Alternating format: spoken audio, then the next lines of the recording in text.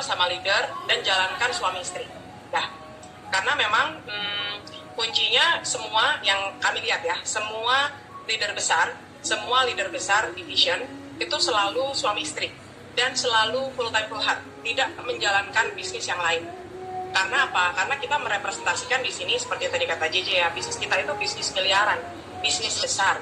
Kalau kita bisnis besar tapi masih buka PO kue lebaran misalnya, atau buka apa, nah itu berat ya, maksudnya ya lalu ngomong bisnis miliaran tapi lu jual kue gitu kan. Kalau jual kue mau dapat 100 juta per bulan, mau baking berapa banyak, nah, kayak gitulah ibaratnya. Jadi kita harus benar-benar punya keyakinan dulu, pertama ya, punya clear vision dulu bahwa bisnis kita ini adalah kendaraan yang paling cepat, yang paling bagus ya untuk bisa capai impian kita.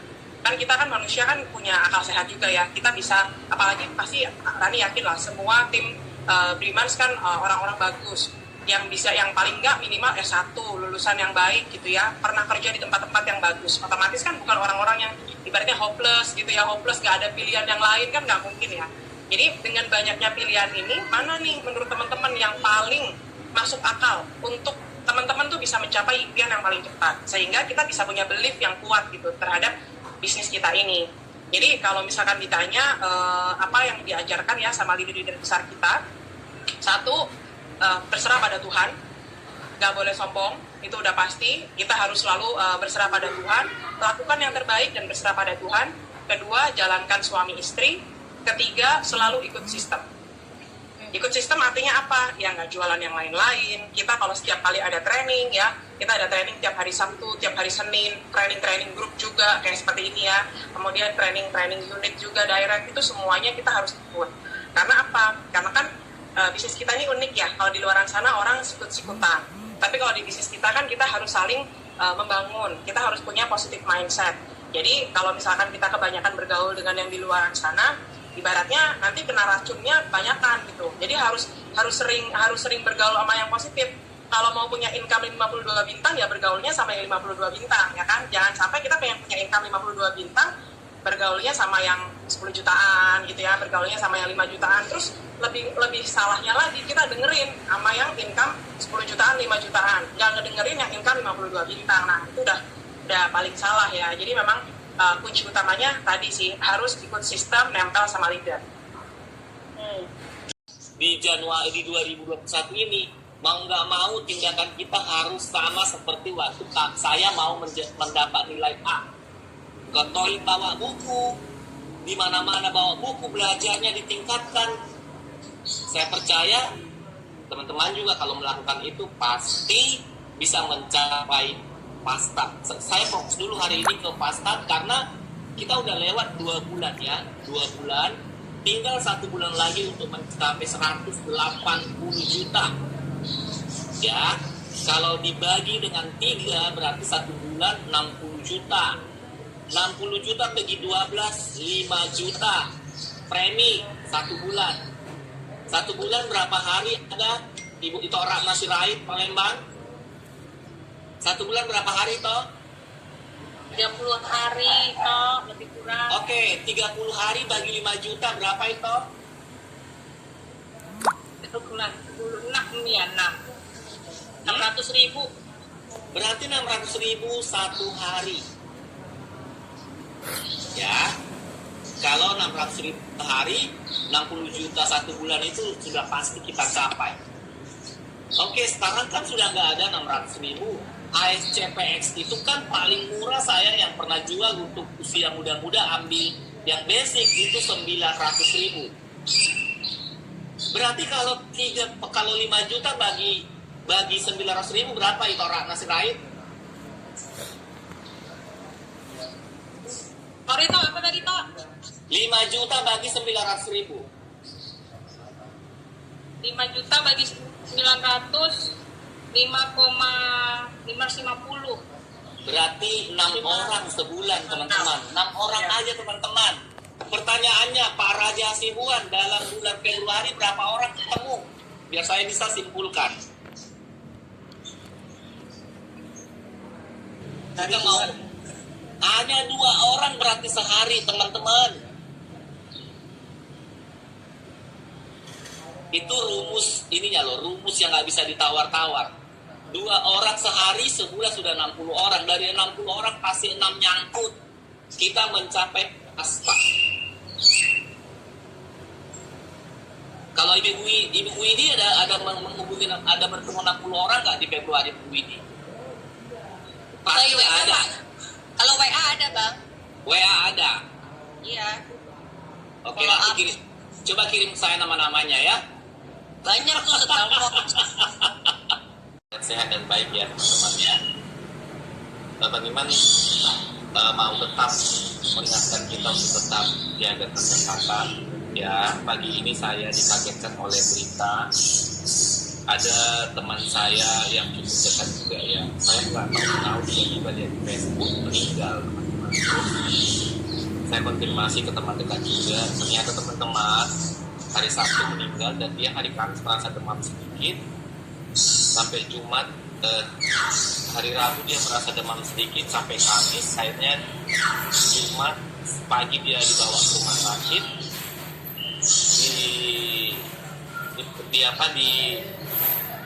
diperiksa swab dan positif COVID.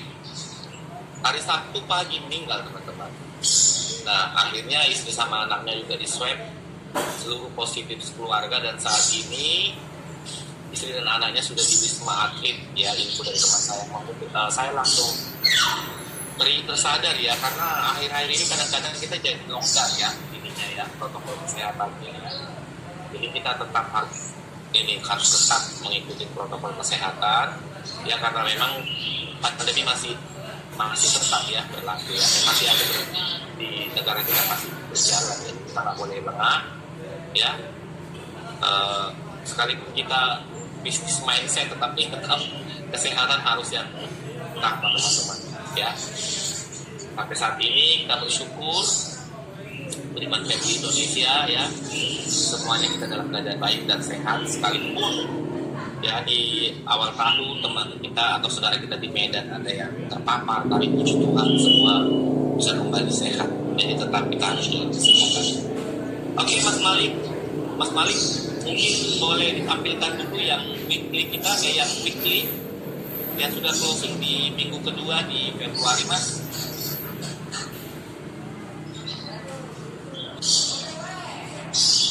Karena kalau saya pikir-pikir tadi pagi saya merenung saja.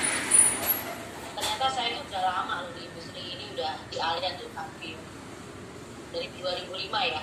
2005 artinya udah 16 tahun jadi di Allianz. Kebayang nggak 16 tahun perjalanannya nggak singkat loh, perjalanan yang panjang ya. Jadi untuk kita selalu memilih dengan bisnis ini. Dan saya lihat dari tahun ke tahun saya persisten mencapai $1 million on table, terus kemudian saya bisa mencapai MDIT, terus saya tidak pernah lepas dari pencapaian tim Allianz. Karena apa? Saya selalu pilih dengan apa yang ingin saya capai, goal saya itu apa. Jadi tiap tahun itu saya selalu dicas kembali apa yang menjadi mimpi-mimpi saya. Kalau teman-teman berada di industri ini tidak punya mimpi, itu bahaya banget. Jadi artinya kita harus punya mimpi tidak boleh cuma satu, mimpi itu harus banyak. Mimpi saya banyak, jadi artinya dari tahun ke tahun apa sih yang ingin saya capai. Nah ini adalah tahun ke-15 saya merasakan kok bisnis ini tuh luar biasa sekali. Allah itu maha baik ya. Saya bersyukur sekali saya diberi kesempatan untuk bisa banyak membantu keluarga, membantu banyak orang. Jadi saya pada titik saya merasakan, oh ternyata bisnis ini memang mulia. Ketika kita melakukan bisnis ini dengan tulus, itu hasilnya juga luar biasa teman-teman.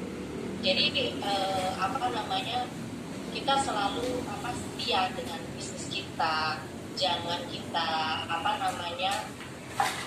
fokus dengan yang lain. Kalau ketika kita merasa down, kita harus banyak dekat dengan orang yang positif. Coba teman-teman, sebenarnya teman-teman harus dekat dengan upline kita, karena upline kita tidak mungkin mengarahkan Tapi beda kalau kita berteman dengan orang-orang yang negatif, jadinya ikut negatif. Tapi kalau kita misalnya konsultasi dengan diri kita kan mana mungkin akan mengarahkan kita ke hal yang tidak, pasti akan memberikan semangat. Jadi tugasnya kita harus bukti kepada diri kita, kepada diri kita seperti apa yang saya lakukan setiap, bahkan mungkin setiap minggu ya, saya bertemu dengan Bang Iman, Pak Rocky, Pak Lika, Pak Billy, untuk sekedar dicas kembali apa sih yang menjadi mimpi kita, apa yang menjadi keinginan kita. Itu aja sih teman-teman. Jadi kenapa saya bisa continue terus. Kalau teman-teman mungkin yang masih baru, ya masih di bawah 5 tahun, masih di bawah 3 tahun, teman-teman jangan menyerah, karena waktu itu saya mencapai MDRT itu setelah saya 4 tahun menjalani industri ini loh. Jadi saya 2005 join di Allianz, 2009 baru mencapai $1 million roundtable, karena saya dulu belum mengerti apa itu MDRT. Tapi sebenarnya suami saya dulu awal pertama di industri ini tahun 2003 dia sudah MDRT di industri di perusahaan lain ya. Jadi saya melihat dia, MDRT itu pencapaian yang luar biasa. Dulu sebelum ada yang namanya $1 million income team, tapi masih ada MDRT. Berarti ini yang kita buang ya. Nanti kita list apa-apa, oh ini dibuang ya. Yang paling banyak tadi mengaku dosa adalah kebanyakan main sosial media. Ya, ada notifikasi, lihat, ada ini, ada lihat. Padahal itu sebenarnya kalau kita jujur, apa sih manfaatnya? Kita terlalu banyak padahal kan kalau kita di sosial media itu, teman-teman sadar nggak sih? Kamu itu terlalu banyak melihat hidup orang lain loh. Itu kan di situ kan karena kamu pengen lihat hidup orang lain. Wih, dia hebat, bintangnya ini misalnya contoh. Ini misalnya, waduh, dia lagi PSP ini kan. Nah, apa yang kita lakukan? Ini yang Cilisi ajarkan harus kita delete. Ya, kalau kita mau sukses di bisnis ini. Yang kedua, ininya aja ya, rangkumannya. Jadi kurangin sibuk dengan hal-hal yang nggak bermanfaat. Ini yang harus kita belajar sama-sama. Nah, kedua, jebakan penundaan. Ini juga banyak sekali. Nah, sementara kan teman-teman Cilisya katakan penundaan itu sangat mahal. Ya, menunda itu sangat mahal. Menunda untuk cepat-cepat jadi bibi, menunda untuk bisa rekrut, menunda itu mahal ternyata. Jadi jebakan penundaan itu apa? Misalnya, nantilah kayak Butet tadi, nanti aja deh setelah aku udah secara keuangan bagus, dia bilang katanya. Tapi nggak sadar itu penundaan itu jebakan, yang penundaan itu mahal. Harga yang kamu bayar itu makin mahal semakin kamu banyak menunda. Nah, ini satu. Terus yang jebakan ego ini ya, kita mempertahankan topeng kesempurnaan. Ya, kita itu merasa maksudnya kita itu banyak ini menunjukkan seolah-olah kita itu everything okay, padahal enggak. Itu karena hanya ego kamu. Padahal Cilisya mengatakan, gak apa-apa kamu masih belum bagus. Apa dia katakan? Gak apa-apa kamu dilihat orang buruk. Artinya apa? Berarti masih ada ruang untuk kamu bisa lebih baik lagi. Ya kan? Nangkap gak?